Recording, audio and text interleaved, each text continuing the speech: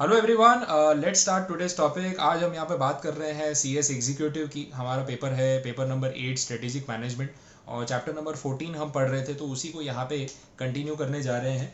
Page number 107 पे एक topic है, दैट इज़ मैकिन्से मैट्रिक्स। ठीक है, ये डिस्कस करना बाकी था, अदरवाइज जो रिमेनिंग टॉपिक्स है वो सब कंप्लीट हो चुके हैं।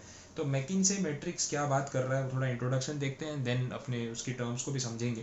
तो it is a strategic tool for a multi business corporation used in brand marketing and product management that assist a company to decide about the products to be added to its portfolio and opportunities to be prioritized in the market for investment purpose. It is a framework that evaluates business portfolio, provides further strategic implications and helps to prioritize the investment need for each business unit. तो यहाँ पे इन्होंने बात की है business unit की। ठीक है, एक एक बिजनेस यूनिट के हिसाब से आपको यहाँ पे देखना है कि ब्रांड की मार्केटिंग कैसे करें, प्रोडक्ट को कैसे मैनेज करें, और कैसे डिसाइड करें कि कौन से प्रोडक्ट्स एक कंपनी को अपने पोर्टफोलियो में ऐड करने चाहिए, और क्या अपॉर्चुनिटीज़ को प्रायोरिटाइज करना चाहिए, क्या अपॉर्चुनिटीज़ को उनको सेट असाइड करना चाहिए। तो ये सारी चीज़ें हमें समझनी है। अब ये जो बिजनेस यूनिट है ना, इसको यहाँ पे स्ट्रेटेजिक बिजनेस यूनिट भी बोला जाता है। तो यहाँ पे ऐसा बोल रहे हैं कि हर एक स्ट्रेटेजिक बिजनेस यूनिट, मतलब जैसे हर एक कंपनी की एक ब्रांच या एक यूनिट होता है। जैसे एक पर्टिकुलर कंपनी है जिसकी पूरे इंडिया में अलग अलग जगह ब्रांचेज हैं, फैक्ट्रीज़ हैं, तो हर एक फैक्ट्री या हर एक ब्रांच को एक सेपरेट यूनिट की तरह ट्रीट किया जाता है, in a way that they are free to take their own decisions, they are free to make their own strategies, they have to maintain their own cost records, they have to maintain their own profitability statements, ताकि पता चले कि एक एक factory से, एक एक shop से, एक एक शोरूम से, एक एक ब्रांच से हमारा कैसा परफॉर्मेंस है, और फिर उसको जब एडअप करते हैं तब ओवरऑल परफॉर्मेंस जो है वो पता चलता है हमारे बिजनेस का। तो that is called a strategic business unit. ठीक है, इसकी बात हो रही है। अब मैकिन्से मैट्रिक्स कहीं ना कहीं इस चीज़ में हमें हेल्प करता है। यहाँ पे इन्होंने जो इसकी थियरी दी है वो अपनी जगह है, मैं आपको उसमें सिर्फ सिलेक्टेड पॉइंट्स पहले बताता हूँ जिससे आपको ये क्लियर हो जाए कि हमें कैसे सोचना है इसके बारे में। ठीक है, तो हम पॉइंट टू पॉइंट जितना ज़रूरी है उतना ही बात करेंगे। यहाँ पे इन्होंने कुछ चीज़ें बता रखी है कि जीई मैकिन्से मैट्रिक्स जो है उसकी हिस्ट्री क्या है। तो यहाँ पे 1970s की बात कर रहे हैं। जो जनरल इलेक्ट्रिक कंपनी है यूएस की, उनके बारे में बात हो रही है कि वो लोग बहुत ही कॉम्प्लेक्स पोर्टफोलियो हैंडल कर रहे थे, और अनरिलेटेड प्रोडक्ट्स का जो पोर्टफोलियो वो हैंडल कर रहे थे, and was unsatisfied about the returns from its investments. मतलब क्या है ये, यहाँ पे ऐसी कंपनीज की बात हो रही है जो 50 से 100 प्रोडक्ट्स बनाती है और सर्विसेज साइमल्टेनियसली प्रोवाइड करती है। तो उन एंटिटीज़ के बारे में हम यहाँ पे डिस्कस कर रहे हैं। जैसे अब इंडिया में अगर ऐसी कंपनीज़ की बात करें तो मैं आईटीसी की बात कर सकता हूँ, मैं हिंदुस्तान यूनिलीवर की बात कर सकता हूँ, मैं पतंजलि की बात कर सकता हूँ, मैं टाटा ग्रुप, रिलायंस की बात कर सकता हूँ। तो ये लोग, अदानी ग्रुप है, मल्टीपल प्रोडक्ट्स का इनका पोर्टफोलियो है, तो उसकी बात यहाँ पे हो रही। ठीक है, तो इसीलिए मैकिन्से मैट्रिक्स जो है, या जो जनरल इलेक्ट्रिक कंपनी है, उन्होंने एक ऐसा स्ट्रैटेजी तैयार की जहाँ पे ऐसे बड़े पोर्टफोलियो को संभालना पॉसिबल हो सके। तो इसके लिए एक 9 बॉक्स मैट्रिक्स जो है वो डिज़ाइन किया गया, जिसके बारे में हम यहाँ पे समझ रहे हैं। ठीक है, और उसके अंदर क्या क्या दिया है वो हम देखेंगे। अब बात हो रही है इंडस्ट्री अट्रैक्टिवनेस की। ये सब इसलिए बता रहा हूँ क्योंकि आगे ये 9 बॉक्स में काम आने वाला है।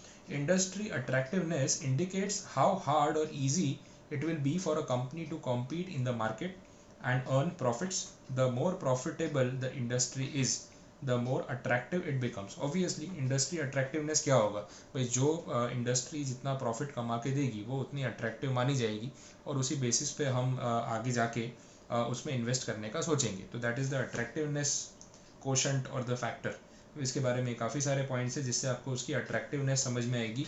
लॉन्ग रन में ग्रोथ है, इंडस्ट्री का साइज़ काफ़ी बड़ा है, इंडस्ट्री प्रॉफिटेबल है, इंडस्ट्री का स्ट्रक्चर काफ़ी स्ट्रॉन्ग है और सस्टेनेबल है, प्रोडक्ट लाइफ साइकिल में चेंजेस आते हैं तो उस हिसाब से आगे बढ़ सकते हो आप, डिमांड में चेंजेस होते रहते हैं, प्राइस का भी एक अपना ट्रेंड है जो थोड़ा सा प्रिडिक्टेबल है। ठीक है, seasonality, availability of labour, market segmentation, तो ये सब कुछ होता है उसके अंदर जो हमने अलग अलग चैप्टर्स में डिस्कस किया है, तो मैं उस पर वापस नहीं जा रहा हूँ।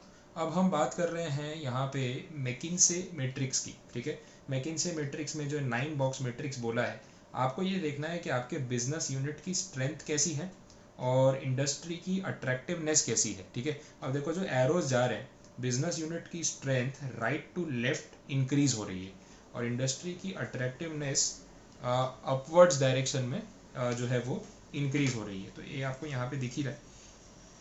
तो बिजनेस की जो स्ट्रेंथ है वो यहाँ पे लो है, यहाँ पे मीडियम है और यहाँ पे हाई है, ऐसा आप समझो। इंडस्ट्री अट्रैक्टिवनेस जो है वो यहाँ पे लो है, यहाँ पे मीडियम है और यहाँ पे हाई, ऐसा आप समझ सकते हो। तो ये आपको थोड़ा सा क्लियर प्रेजेंटेशन देगा। अभी आप कौन से बॉक्स में हो उसके बेसिस पे आप डिसाइड कर सकते हो कि आपकी स्ट्रैटेजी क्या रहेगी। ऑप्शंस आपके पास तीन है, या तो ग्रोथ की तरफ, एक्सपांशन की तरफ बढ़ो और पैसा लगाओ और ग्रो करने की कोशिश करो, या फिर जो है उसको होल्ड करो, या फिर हार्वेस्ट करो, मतलब बस पैसा निकालो, प्रॉफिट्स कलेक्ट करो और निकलो, ठीक है। तो ये दो तीन ऑप्शन आपके पास हैं। सबसे पहला जो है यहाँ पे अगर हम कॉम्बिनेशन लें तो आप कैसे भी ले सकते हो कॉम्बिनेशन, कोई फ़र्क नहीं पड़ेगा। अगर हम पॉजिटिव साइड से ऊपर से स्टार्ट करें तो मैं आपको बोल रहा हूँ कि एक ऐसी सिचुएशन जहाँ पे इंडस्ट्री बहुत अट्रैक्टिव है और उसकी आपकी बिजनेस की स्ट्रेंथ भी बहुत ज़्यादा है, मतलब आपकी कंपनी बहुत पॉजिटिव सिचुएशन में है और इंडस्ट्री की अट्रैक्टिवनेस बहुत ज़्यादा हाई। तो ऐसे केस में ऑब्वियसली आपको ग्रोथ की तरफ हाथ पैर मारने चाहिए और पैसा इन्वेस्ट करना चाहिए, फंड्स उठाने चाहिए, शेयर्स इशू करने चाहिए, मतलब गियर अप करना चाहिए कि हम ज़्यादा से ज़्यादा इसका फ़ायदा उठाएंगे। वैसे ही अगर आप दूसरा केस देखें तो यहाँ पे अगर आपकी बिजनेस स्ट्रेंथ मीडियम भी है, एवरेज भी है, तो भी चलेगा, तो भी ग्रोथ की कोशिश करो, रिस्क लो। इंडस्ट्री अट्रैक्टिव है ऑन अ एवरेज पर्पस, मतलब एवरेज रेंज मीडियम, लेकिन आपकी बिजनेस की स्ट्रेंथ बहुत हाई है, अगेन आपको ग्रोथ की तरफ टारगेट करना चाहिए। ये मैकिंसे का जो मैट्रिक्स है वो सजेस्ट कर रहा है। अच्छा, बीच में जो 3 पॉइंट्स अब आप देख रहे हो, ये तीनों सिचुएशंस में होल्ड करने के लिए बोला है। होल्ड करना मतलब हमने देखा था वो स्ट्रैटेजी जहाँ पे आप सिर्फ सस्टेन करने की कोशिश कर रहे हो, बहुत ज़्यादा हाथ पांव नहीं मारने हैं। जो कर रहे हो, जो करते आए हो वो कंटिन्यू रखो। Don't try something exaggerated, don't try something new, ठीक है। डू नथिंग स्ट्रैटेजी नहीं है, डू नथिंग न्यू स्ट्रैटेजी है, जो है बस उसको मेंटेन करके चलो, ठीक है।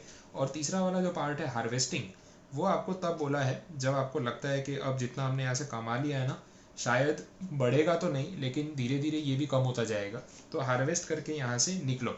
बिजनेस की स्ट्रेंथ वीक है, इंडस्ट्री की अट्रैक्टिवनेस भी ओके है, तो जितना अभी तक आपने प्लस किया है ना वो निकाल लो। ज़्यादा अभी रुकोगे तो हो सकता है कि डाउनग्रेड हो जाए, तो फिर वहाँ पे हम थोड़ा सा डिफेंसिव रिट्रेंचमेंट की स्ट्रैटेजी की तरफ चले जाते हैं। देखो चीज़ें हैं सारी कनेक्टेड, अलग अलग मैट्रिक्स में एट दी एंड बेस तो फाउंडेशन तो वही रहने वाला है जो होना चाहिए, तो उसमें आपको टेंशन लेने की कोई ज़रूरत नहीं। कॉम्पिटिटिव स्ट्रेंथ एंड ऑल ये सब जो है हमने देखा था, नहीं ये इसके साथ रिलेटेड ही है। स्ट्रेटेजिक बिजनेस यूनिट की कॉम्पिटिटिव स्ट्रेंथ, देखो ऊपर बात की थी इंडस्ट्री की अट्रैक्टिवनेस की, अब यहाँ बात हो रही है आपकी बिजनेस की स्ट्रेंथ की, जो मैंने ऑलरेडी ऊपर समझा दिया।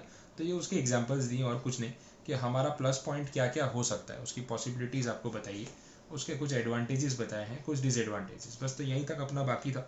स्ट्रेटेजिक प्लानिंग से मैं ऑलरेडी पिछले लेक्चर्स में कवर अप कर चुका हूँ। तो इसके साथ आपका फाइनली चैप्टर नंबर 14 जो है वो कंप्लीट हो गया, पूरा डन है। इसके बाद के आप क्वेश्चंस जो है सॉल्व करके देख सकते हो, उसके सॉल्यूशंस भी मैंने दिए हुए हैं। तो आपका जो चैप्टर है वो यहाँ पे कंप्लीट। और अब हम आगे के लेक्चर्स में, जो नेक्स्ट लेक्चर में कवर करेंगे, it will B strategic implementation and control. Story continuation में ही है, तो नेक्स्ट लेक्चर में हम बाकी के टॉपिक्स को भी इसी तरीके से कवर अप करेंगे, ठीक है। Thank you so much.